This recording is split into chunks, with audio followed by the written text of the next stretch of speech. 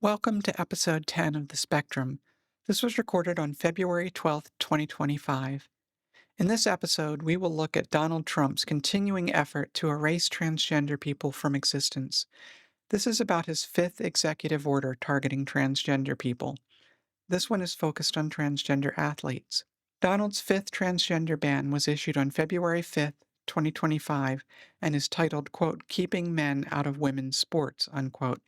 It, like his education ban, seeks to use the threat of withholding federal funding from organizations that allow transgender women to compete.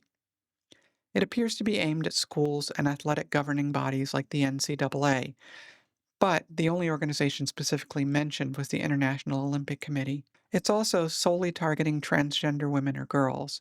Project 2025 doesn't seem to think cisgender men need protecting from transgender men. I'm not sure what to say that we haven't already looked at in the first four bans.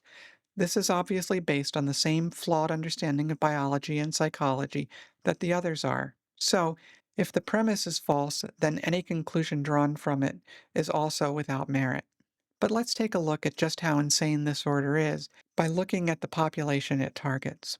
According to Charlie Baker, the NCAA president, there are fewer than 10 college athletes who publicly identify as transgender out of a total of 510,000. That's less than 0.2% of the entire population of college athletes. Compared to the general population, where about 0.6% of people identify as transgender, this is far below average. But even if the transgender college population suddenly flocked to sports, it would account for less than 30 students based on those averages. Numbers at the high school level are not known, but it is certain to be very, very small. If a high school has 500 students, then speaking statistically, maybe 3 are transgender, and whether they have come out or not is unknowable. How many of those are going to try out for a sports team? Looking at the entire country, there are probably less than 100 students competing and almost certainly less than 1,000. Donald's order is absurd.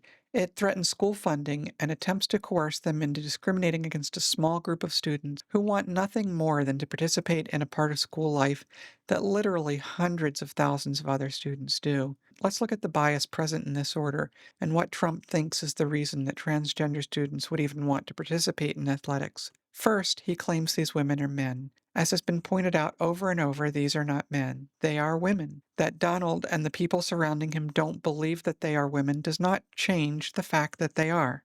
He also claims it isn't fair to women that these, quote, men compete with them. This is an argument that many of us might think is reasonable, well, except for calling trans women men. If a transgender woman transitioned after puberty, she might be larger and stronger than many women, but not all are.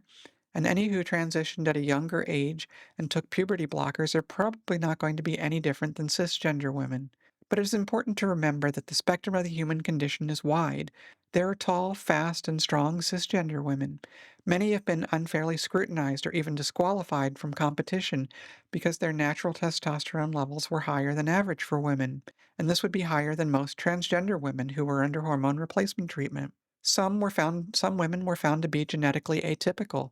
Should they be disqualified? By Donald's definitions, yes. Everyone who is not the average typical woman is not a woman. Through his animosity to transgender people, he targets anyone who happens to not be at the center of the bell curve. If Trump thinks transgender women are flocking to women's athletics because they want an easy victory, then he's mistaken on many accounts. First, nobody would put themselves through that for such a shallow and idiotic reason. Second, and even more importantly, cisgender women are no slouches in the athletics department. They can hold their own just fine. Sure, there might be the occasional standout transgender athlete, just like there is the occasional standout cisgender athlete. Shouldn't we celebrate that and not persecute it? Finally, the small number of students competing prove that this is a ridiculous fear. He all but says that transgender women are infiltrating the women's locker room to prey on women. As has been pointed out many times before, transgender women are not predators. They, along with cisgender women who look too masculine, are often the ones abused in single sex spaces. Trump projects his own behavior onto transgender women. The result is that this is just another illegal executive order unfairly targeting transgender people and seeking to eradicate them from American life. We must not allow this to happen. Trump must not be allowed to use the power of the presidency to make the lives of people he doesn't like a living hell of persecution. We can be sure that if he succeeds, he will turn his attention to another group and then another. We must use all legal means to protect our transgender and non binary siblings.